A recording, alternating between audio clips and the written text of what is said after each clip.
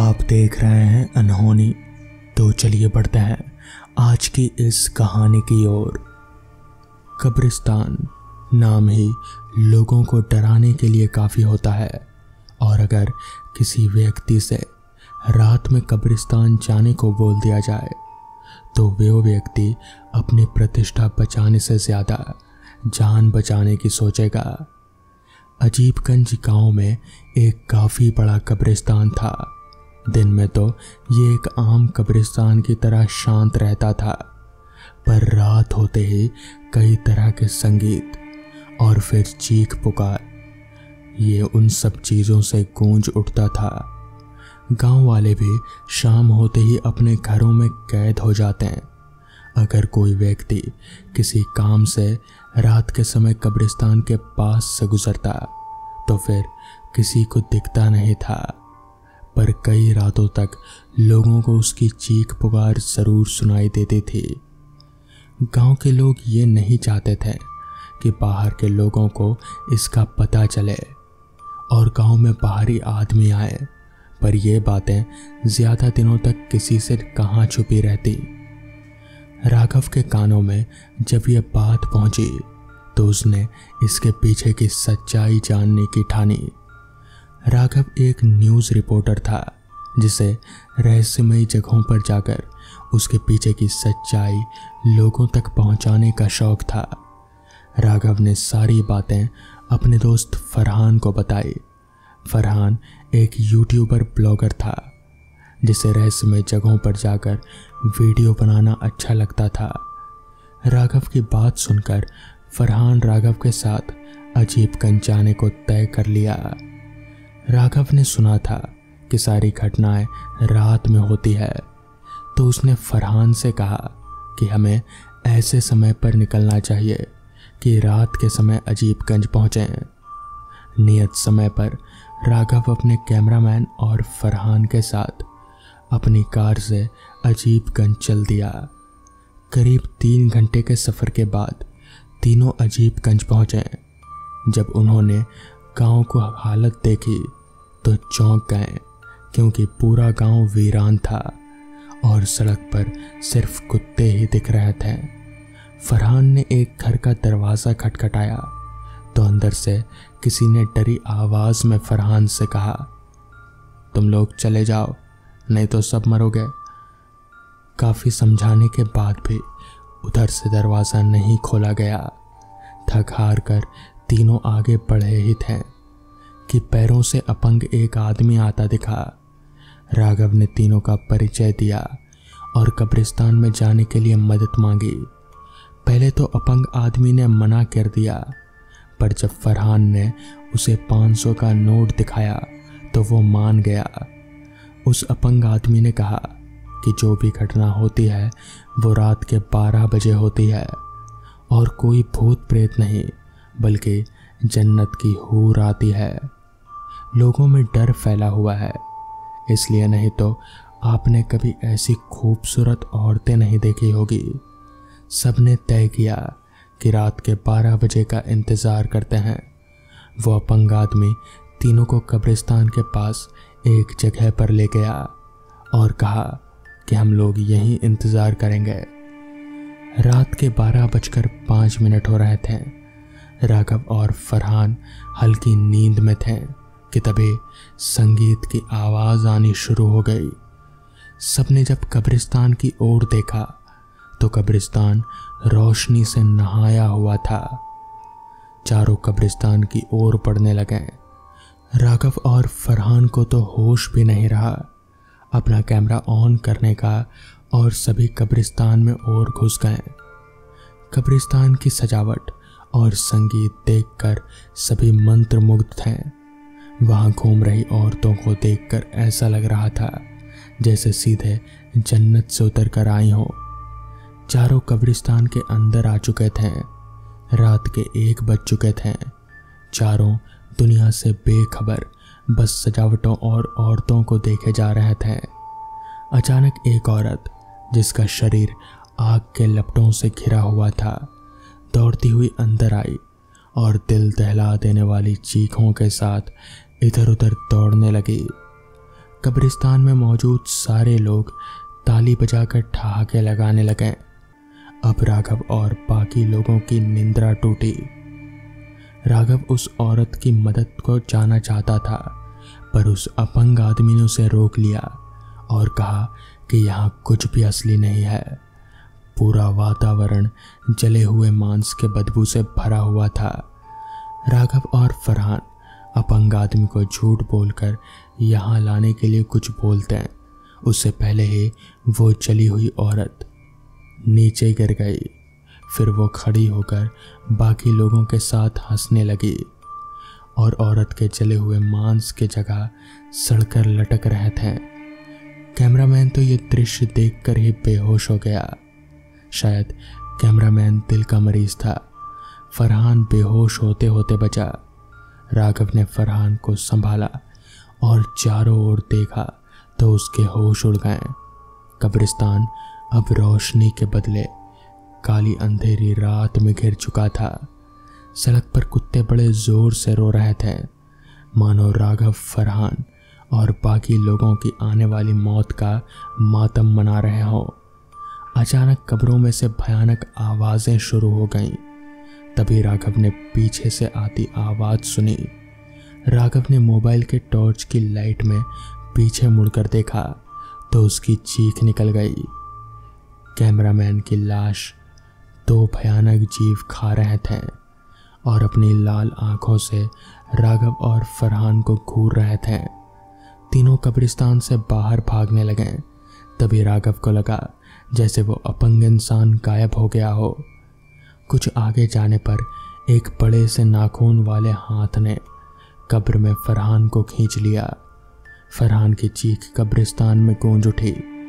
भागते भागते राघव किसी चीज से टकराया और जमीन पर गिर पड़ा।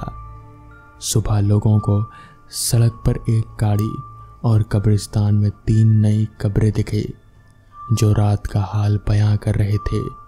पुलिस आई पर कुछ भी सबूत हाथ नहीं लगा और गांव के लोग कुछ बोलने को राजी नहीं थे। पुलिस ने राघव, फरहान और कैमरामैन को गुमशुदा करार कर दिया और अजीबगंज से चले गए। कुछ दिनों बाद 4 दोस्त रास्ता भटककर उस गांव में पहुंच गए।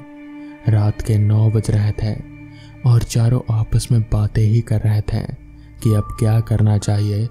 तभी एक इंसान ने उनके कार के दरवाजे को खटखटाया और कहा, साहब, यहाँ रात में अजीब चीजें दिखती हैं। चारों दोस्त आपसी सहमति से उस इंसान के पीछे चल दिए। वो इंसान लंगड़ा कर धीरे धीरे उनके आगे चलता हुआ उन्हें जन्नत के हूरों में बताता जा रहा था और मुस्कुरा रहा था। तो दोस्तों, ये थी आज की पहली कहानी। तो चलिए बढ़ते हैं आज की दूसरी कहानी की ओर। सर्दियों का समय था तो शाम होने वाली थी। हल्का अंधेरा और हल्की हल्की धुंध छाने लगी थी। वैसे तो मुझे अंधेरे से डर नहीं लगता था, लेकिन उस रात उस बीती घटना ने मेरे नज़रिए को ही बदल दिया। कुछ इस तरह हुआ कि सब घूम फिरकर और खा पी कर थक चुके थे। अंधेरा और सर्दी भी समय के साथ ही बढ़ रहे थे, तो सबने वापस घर चलने का सोचा। कुछ दोस्त एक साथ चल दिए तो कुछ मेरे साथ। उन लोगों के घर ज़्यादा दूर नहीं थे तो उन्हें ज़्यादा वक्त नहीं लगा घर पहुंचने में। मेरा घर काफ़ी दूर था तो मैंने कुछ दूरी पैदल चलने का सोचा। अब तक अंधेरा काफ़ी घना हो चुका था और सर्दी भी धुंध के साथ ही साथ बढ़ रहे थे। अब तक सब सामान्य चल रहा था। मुझे बिल्कुल नहीं लगा कि कोई मेरा पीछा कर रहा है, क्योंकि सड़क पर मैं अकेला ही चल रहा था। सड़क पर धुंध होने के बावजूद भी अच्छी खासी रोशनी पड़ रहे थे।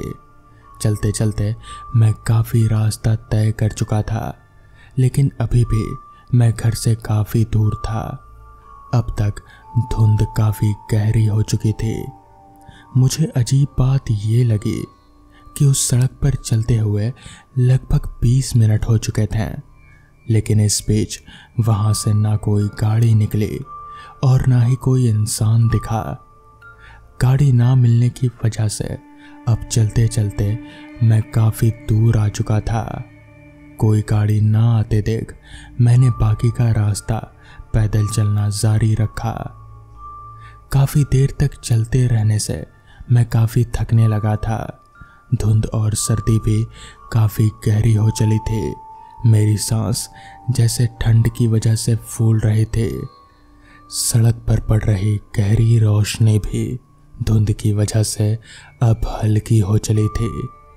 रास्ता जाना पहचाना होने की वजह से धुंध में मैं भी रास्ता पहचान पा रहा था।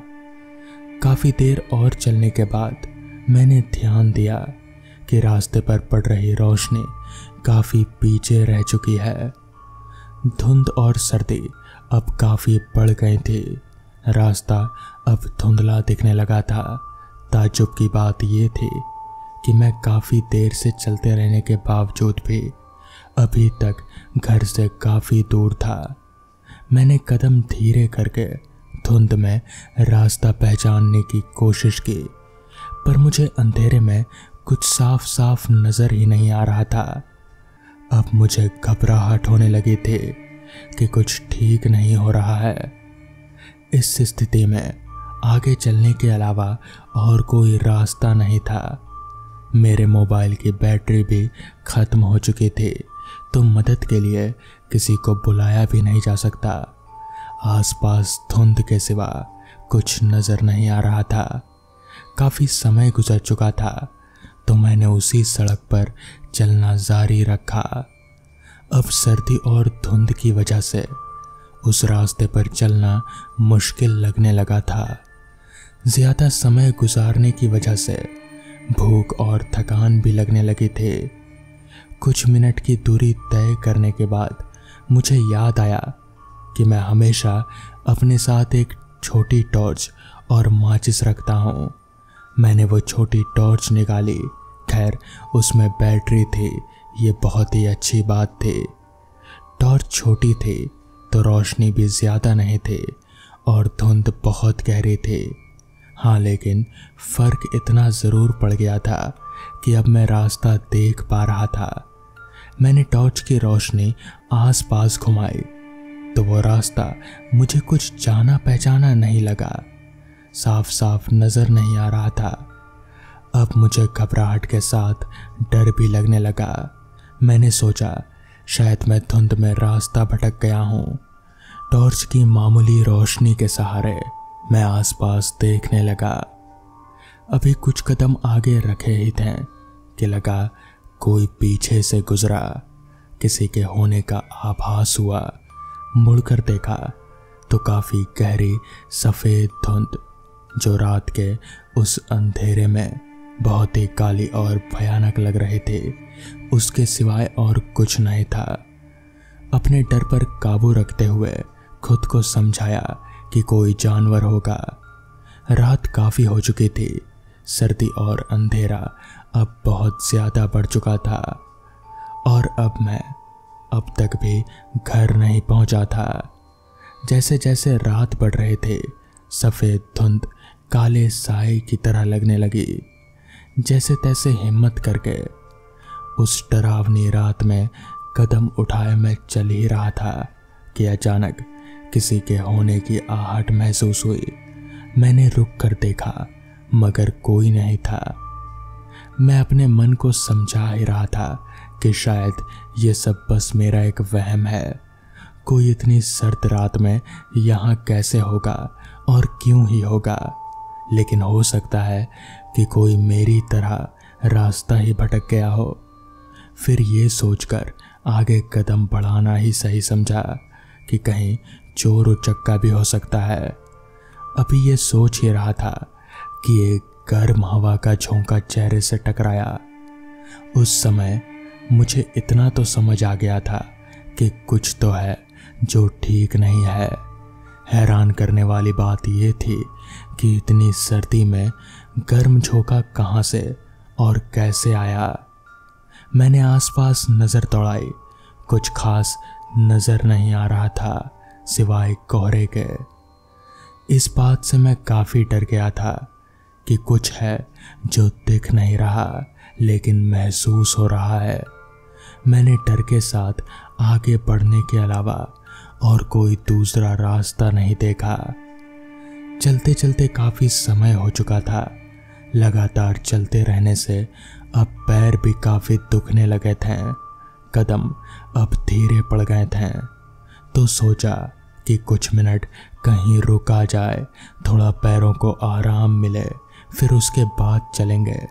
यही सोचकर मैंने छोटी टॉर्च घुमाई, आसपास नज़र डाली, लेकिन सिर्फ घने अंधेरे के और कुछ नहीं दिख पा रहा था। मुझे वहीं पास ही में एक पत्थर नजर आया। बिना वक्त गवाए वहां उस पत्थर के ऊपर बैठकर सोचने लगा कि ये सब हो क्या रहा है। अभी सोच ही रहा था कि फिर वही आहट सुनाई दी, फिर वही गर्म हवा का झोंका बिल्कुल पास से निकलता हुआ महसूस हुआ।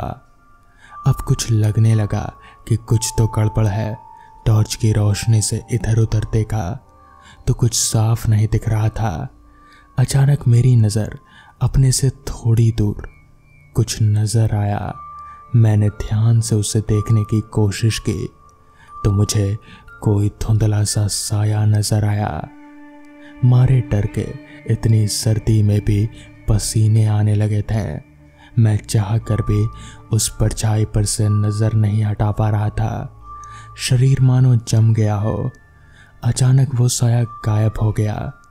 मैंने नज़र इधर उधर घुमाई तो कुछ दिखाई नहीं पड़ा, लेकिन दूसरे ही पल वो साया बिल्कुल चेहरे के सामने था, इतना करीब कि अंधेरे में भी साफ दिख पा रहा था। उसकी गर्म सांसें साफ साफ महसूस हो रही थी। अब समझ आ गया था कि ये साया काफ़ी समय से पीछा कर रहा था और अपनी मौजूदगी का एहसास दिला रहा था। डर के मारे मैंने आंखें बंद कर लीं। थोड़ी देर बाद जब मैंने हिम्मत करके आंख खोली और इधर उधर देखा तो वो साया गायब हो चुका था, लेकिन उसकी मौजूदगी का एहसास वो मैं अब भी कर पा रहा था। उसकी मौजूदगी के एहसास से ही शरीर डर से जम रहा था। बिना वक्त गवाए वहां से निकलना ही ठीक समझा। उस अंधेरे में छोटी सी टॉर्च की रोशनी के सहारे तेजी से चलने लगा। उस साए की आहट उस माहौल को और भी डरावना बना रहे थे। गर्म हवा उस साए के पास होने का एहसास दिला रहे थे। डर की वजह से थकान भी अब महसूस नहीं हो रहे थे। पैदल चलते समय यही मन में आ रहा था कि जल्द से जल्द ये रास्ता ख़त्म हो जाए और मंजिल मिल जाए। अचानक चलते चलते महसूस हुआ कि कदम ज़मीन पर नहीं पड़ रहे हों। टॉर्च की रोशनी से इधर उधर देखा तो कुछ नहीं दिखा। डरते डरते रोशनी अपने पैरों की तरफ करके देखना चाहा तो हैरानगी का ठिकाना नहीं रहा। शरीर मानो हवा में हो। इससे पहले कि मैं कुछ समझ पाता, कोई चीज टकराई। टकराव बहुत जोर का होने की वजह से मैं वहीं ऊंचाई से ज़मीन पर गिर गया। मुझे यकीन हो गया कि ये साया मुझे मार कर ही छोड़ेगा। फिर भी डरते हुए टॉर्च खोजने की कोशिश करने लगा, लेकिन टॉर्च और पर्स कहीं मिल नहीं पाए। अब उस टॉर्च की रोशनी का सहारा भी नहीं था। सिर्फ मैं ठिठुरता हुआ सर्दी में, चारों तरफ घना और अंधेरा कोहरा जैसे मुझे लपेटे हुए था। हिम्मत करते हुए चलने की कोशिश करी कि दर्द से चीख निकल गई। शायद पैर में चोट लग गई थी और चोट बहुत ज़्यादा ही थी, क्योंकि शायद खून भी निकल रहा था। अंधेरे की वजह से कुछ दिख नहीं पा रहा था। अभी कुछ कदम रखने की कोशिश किया ही था कि फिर से अपने आप को हवा में महसूस किया। उसी साए की मौजूदगी का एहसास हो रहा था। अब डर और दर्द से शरीर जम चुका था। अपनी मौत सामने दिख रहे थे। मन में ख्याल आया कि अच्छाई और बुराई एक साथ चलती है। यही सोचकर अपने भगवान का नाम लिया और ईश्वर का मंत्र, जो कि उस समय मुझे याद था, उसका मन में जोर जोर से जप शुरू कर दिया। फिर एक जोर का टकराव हुआ और जमीन पर आ गिरा। इसके बाद आंख खोल कर देखा तो सिर्फ अंधेरा ही अंधेरा नजर आया। उसके आगे याद रहे, जब आंख खुली तो सामने घर वाले थे। शायद मैं बेहोश हो गया था। ताज्जुब की बात यह थी कि घड़ी में उस समय सिर्फ 8 बज रहे थे। उस दिन, जिस दिन हम दोस्त घूमने गए थे, पूछने पर पता चला कि मेरे मोबाइल नंबर से किसी ने कॉल किया था कि पास में एक पुराने खंडर कब्रिस्तान में एक लड़का बेहोश पड़ा है। शायद सर्दी की वजह से बेहोश हो गया है। लेकिन मैं वहां पहुंचा कैसे? शायद मैं धुंध और रात के अंधेरे में रास्ता भटक गया। हैरान करने वाली बात कि मोबाइल तो स्विच ऑफ हो गया था। चार्जिंग खत्म होने की वजह से फिर से कॉल किसने की? फिर रात बीती, सारा घटनाक्रम याद आने लगा। याद आया कि पैर में चोट लगी थी, जिसकी वजह से मैं चल नहीं पाया था। लेकिन ये क्या, पैर में तो कोई चोट के निशान ही नहीं थे। हल्की सी मोच या दर्द का एहसास जरूर हो रहा था, पर यह कैसे हो सकता है? मानो मैंने जागती आंखों से कोई सपना देखा हो, या फिर ये सच था। क्या वो सपना था या फिर सच, मुझे आज तक समझ नहीं आया। मगर हाँ, वो पैर की चोट अभी भी मुझे महसूस होती है कभी कदार। और कभी कदार ऐसा भी लगता है कि जैसे मैं हवा में उड़ रहा हूँ, ठीक उसी रात की तरह। उस रात मानो मैं कोहरे में खो सा गया था। तो दोस्तों, ये थी आज की कहानियाँ। अगर आपको ये कहानियाँ पसंद आई हों तो वीडियो को लाइक और चैनल को सब्सक्राइब करना ना भूलें। तो मैं आपका दोस्त आर्यन जल्द ही मिलूँगा आपसे ऐसी ही नई कहानियों के साथ। तब तक के लिए अपना ख्याल रखें।